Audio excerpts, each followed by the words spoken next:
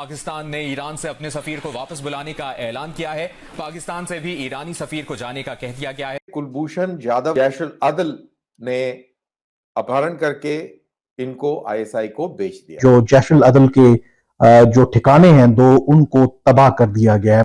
Iran की तरफ से कई सारी मिसाइल्स दागी गई, ड्रोन्स दागे गए और इनका टारगेट था जैश अदल के 2 ठिकाने। बड़ी खबर पाकिस्तान से मिल रही है। पाकिस्तान पर ईरान के हमले में 100 से ज्यादा लोगों के मारे जाने की खबर है।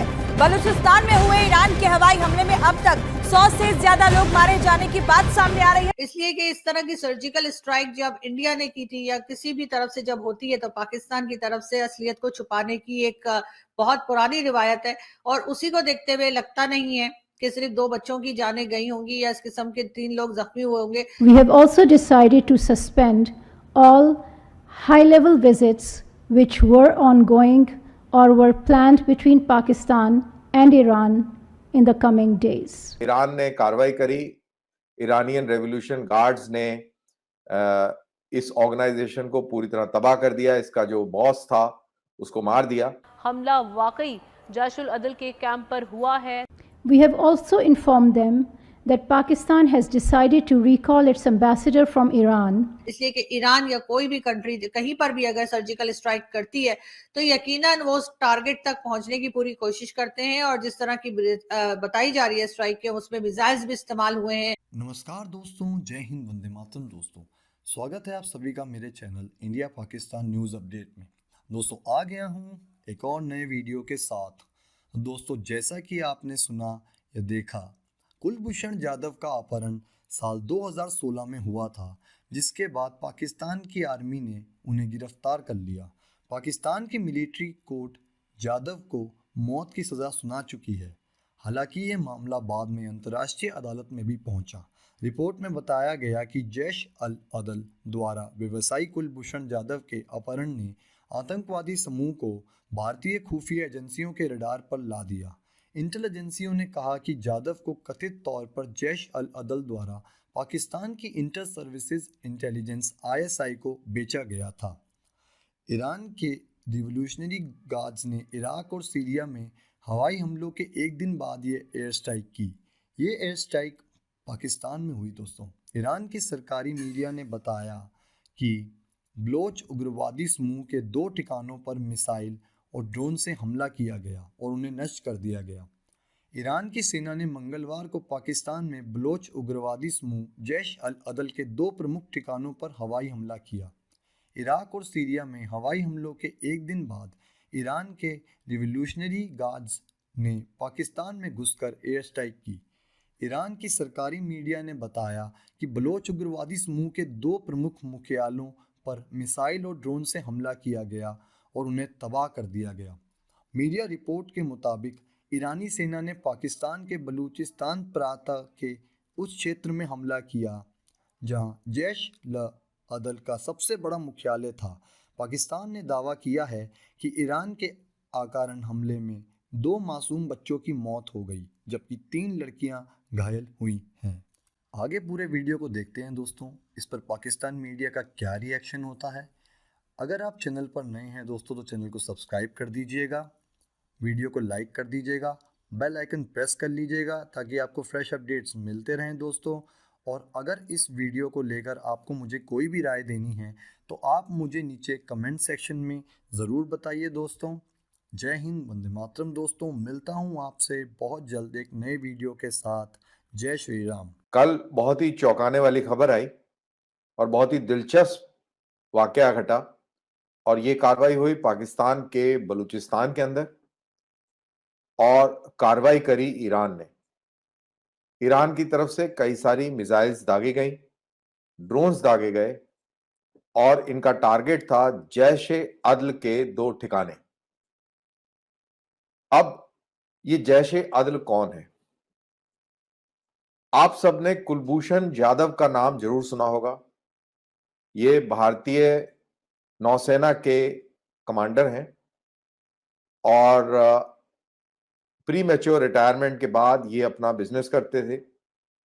छाबहार एक पोर्ट है ईरान के अंदर, वहां पर अपने बिजनेस के ताल्लुक से गए हुए थे, बिजनेस टूर पे थे। इनका यहां पर अपहरण हुआ और अपहरण के बाद खबर आई कि पाकिस्तान की ये हिरासत में है और इनको स्पाइंग के जुर्म में पकड़ लिया गया है।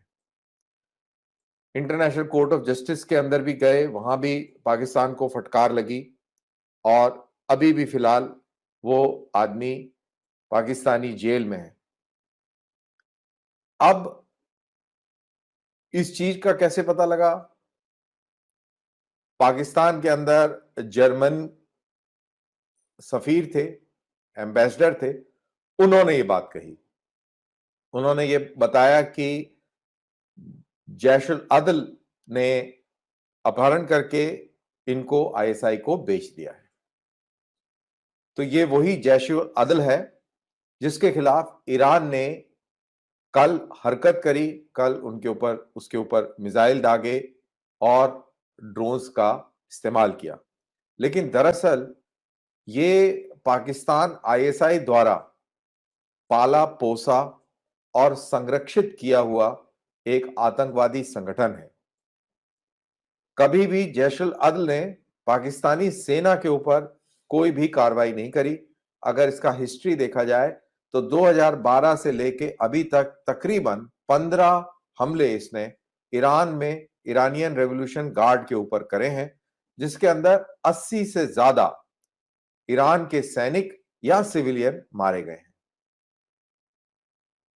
इनके ऊपर ईरान ने ये कार्रवाई करी है। फिर ईरान ने कार्रवाई करी, इरानियन रेवोल्यूशन गार्ड्स ने इस ऑर्गेनाइजेशन को पूरी तरह तबाह कर दिया। इसका जो बॉस था उसको मार दिया। और जैशुल अदल, जी हाँ, ये एक मिलिटेंट ग्रुप है बलूचिस्तान का, वहां पर अटैक किया गया है। साथ साथ फॉरेन ऑफिस की तरफ से ये बताया गया है कि जी जो प्रेस रिलीज आई है उसमें जी बहुत नाराजगी जाहिर की गई है ईरान के साथ कि ईरान ने ऐसा किया है। और ये भी कहा जा रहा है कि वहां पर 2 बच्चे हैं जिनकी जानें गई हैं और 3 लोग हैं जो जख्मी हुए हैं। इस बात के ऊपर जी कई पॉलिटिशियंस और कई जर्नलिस्ट और कई लोग जो है सोशल मीडिया के ऊपर जो बात कर रहे हैं, उनका कहना यह है कि पाकिस्तान को जो है मिसाइल का जवाब मिसाइल से देना चाहिए। अब बात यह है कि जो जिस ग्रुप के ऊपर अटैक किया गया है ईरान की तरफ से, वो ग्रुप जो है कई बार ईरान में अटैक कर चुका और इसी की वजह से ईरान ने जो है इस बार अटैक किया है, क्योंकि पाकिस्तान के काबू में तो इस तरह के मिलिटेंट ग्रुप्स जो है वो नहीं आ रहे और किसी ना किसी तरीके से वो निकल जाते हैं या छोड़ दिए जाते हैं। तो बहरहाल ईरान की तरफ से ये अटैक किया गया और उसके बाद जो है ये भी कहा जा रहा है कि जी जैसे मैंने आपसे कहा कि 2 बच्चों का बताया जा रहा है कि उनकी जानें गई हैं।